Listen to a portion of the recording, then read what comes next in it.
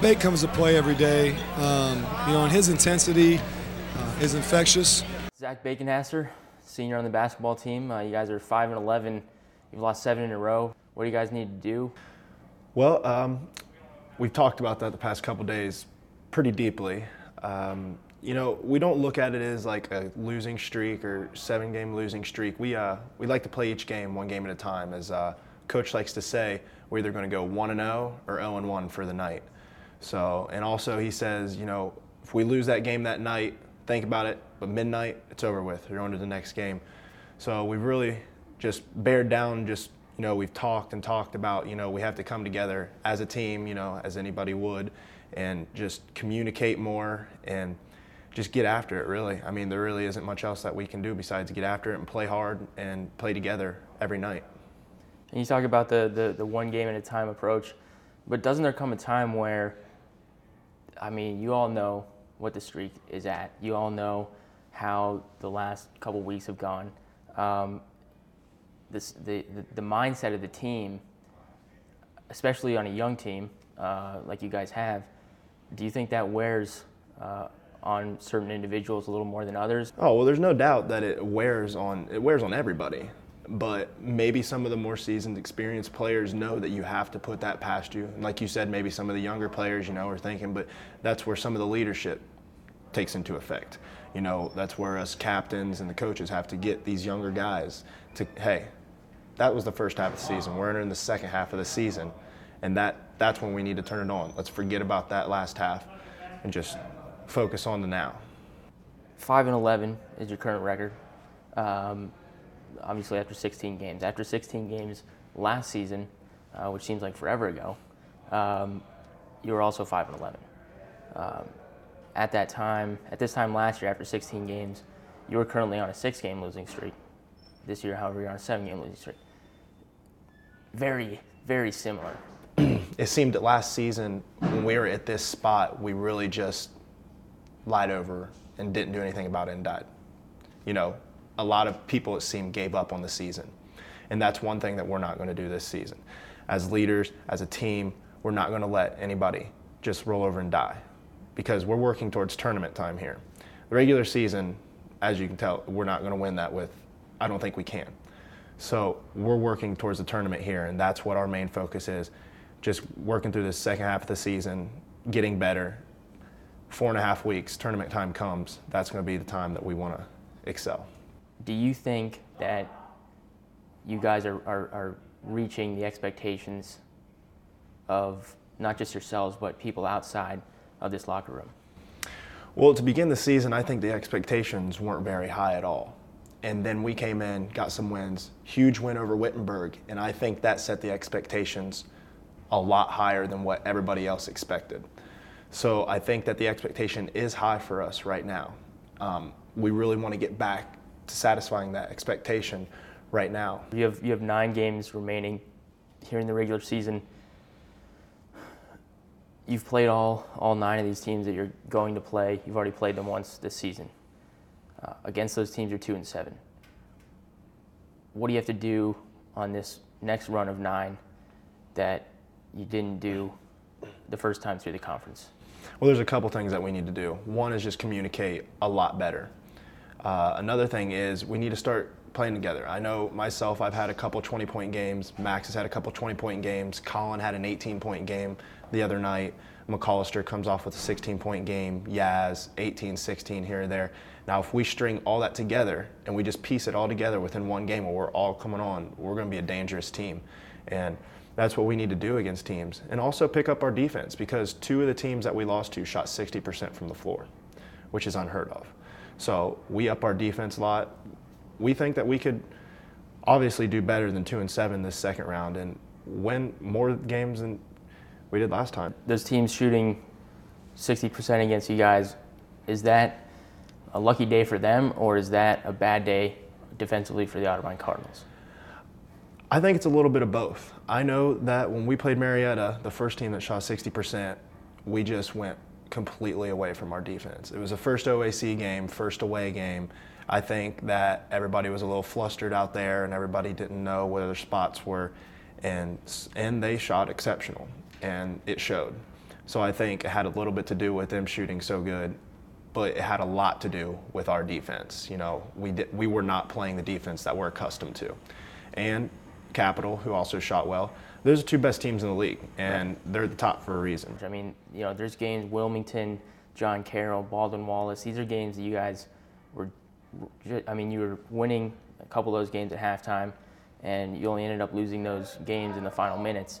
But a team like Capital, a team like Marietta, how do you approach those games? We approach them hungry. What would you want to do if you lost by that much to a team? You want to go out there and you want to beat them just as bad as they beat you. And everybody in this locker room wants that more than anything. And in the past, we've went down to Capital and lost bad, and they've came here and they've lost bad. So that's the good thing about it, is those two teams are coming to our place to play this time, and they're coming into our house with our fans, our student section to play.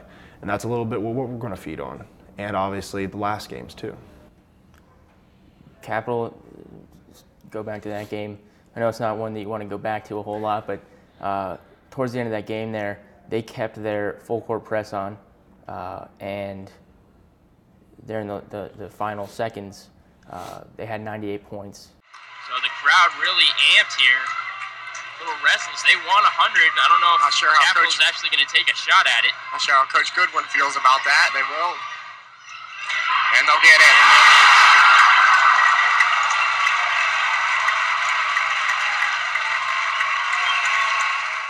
And there was 5 seconds left on the clock. They were up, obviously, by a large margin. But they passed the ball in, and they put a shot up. They went for the 100 points.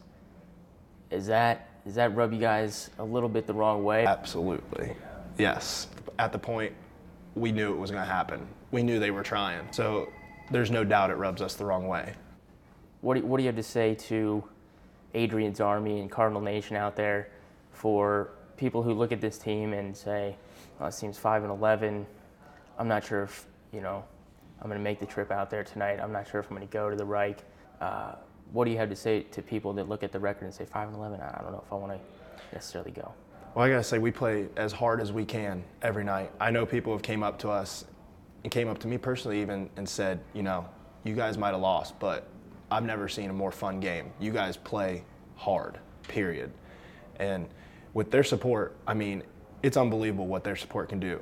Take, for example, the Wittenberg game. Biggest game we've had this year, biggest student section we've had this year, and probably the best team that we've played. And we beat them. Wittenberg beat Marietta. Marietta's leading our league. So there's no doubt about it that the student section and the fans, the community, help us tremendously. They give us that extra boost that we would need in the second half when we're down 2 with 30 seconds left. They're the ones that are going to give us that boost.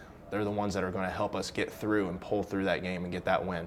So there's no doubt about it that we want as many people as we can there as possible. And we appreciate every single person that comes out to it too. And you mentioned the second half of games. Take a look at that real quick. First half of basketball games this year, +6 in points-wise. Second half, -84. What changes at intermission that causes you guys to drop off a little bit? Well, there's no doubt that we need to start learning how to finish games. And I think a lot has to do with experience too. We were up at John Carroll the other night. We were at a 20-4 lead in the first half. When we came back, we lost in the second half, obviously. I looked on the floor at one point, and we had 4 guys that have never played on that floor before. 4 guys that are capable to play on that floor, so inexperience, I think, plays a key. And so we got to work through that. But I think that having this first round of the OAC is under our belt now, they got some more experience, and I think the second half is going to really pick up and be a different story for us in the second half. You and Tommy, I know have been some of the more vocal leaders, Derek Dickey as well. What do you guys say to the team after you lose a 20-4 lead, after you lose a 6-point lead at half to Wilmington, after you lose a 1-point game to Baldwin Wallace, after they make two free throws with 3 seconds on the clock? What do you say to the young guys and the rest of the team as a leader after those devastating losses? You we look at them and say, hey, this is tough, but it happens, More for this game, think about it, like you said, till midnight, and then you have to move on because this league moves way too quick. I mean, Wednesday, Saturday. So you got to get past that, and you have to move on to the next game and start worrying about the next game, getting prepared for the next game. And, we knew coming into this that our time was going to be in the tournament time. So we're looking at them saying, look at our positives, but not forget about our negatives also, and move forward to the next game, and on to the next game, and on to the next game, and just keep working hard, knowing that if we just keep working as hard as we can every day and getting a little bit better every day, then we're going to be a scary team come tournament time in February. And there's a lot of variables that play into the answer of my next question, but 5-11 last year after 16 games, 5-11 this year after 16 games, like we said earlier, a lot of similarities. But then you look at the coaches, Dick Reynolds and Todd Adrian, and there's almost no similarity between those two guys. Two very, very different styles of coaching. Kind of tell us a little bit about each of those styles and how they're different and how you think it has changed the way that this team plays basketball. Well, old style, Coach Reynolds' style was a lot of let's walk the ball up the court, get into half-court offense, run the same plays he was running for 40 years. And they knew him, but there was so many counters that you could do to him to get the ball in the hoop. Todd Adrian's style is, let's push, get the ball up the floor, and it's defense. We're all about defense. We're the best defensive team in the league right now, according to stats. So he is all about just in your face, let's get after it defensively, let's get on the floor, get after the ball, get every 50-50 ball, and then let's push the ball, let's push it right down their throats.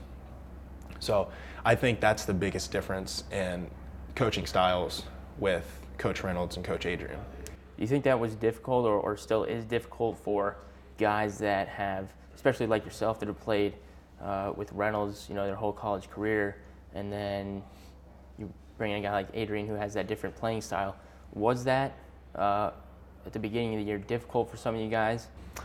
I wouldn't go as far as difficult, but I would go to say it was different.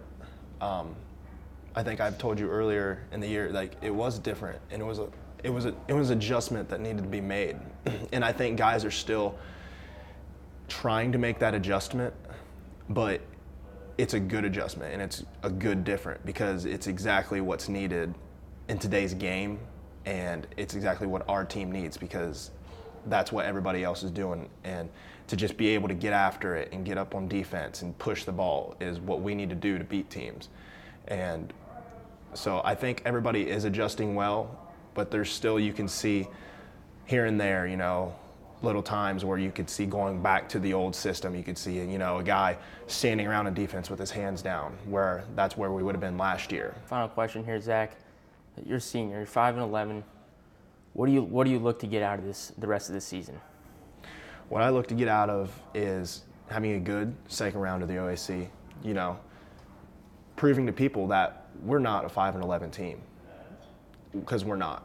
I mean, we've lost to Baldwin Wallace by 1. If we just a couple tweaks here, there, we really believe that our record could be almost flip-flopped. We really do believe that. And anybody that's come and watched our games could see that. Besides a couple of our games that we've played, it's obvious. And so what I want out of this season is, like I said, good second round of the OACs. And by that time, 4.5 weeks, when we get into February and that OAC tournament time, we're ready to turn it on, and people aren't going to want to play us. That's what I look to get out of this. And then, obviously, winning the OAC tournament and getting to the national tournament. All right, Zach, thank you. I know it's at a time like this where you're on a losing streak and such. It can be difficult, to come in here and answer some of these questions. But we definitely appreciate you sitting down with us, and wish you luck the rest of the season and tomorrow on Saturday. So thank you. Thank you.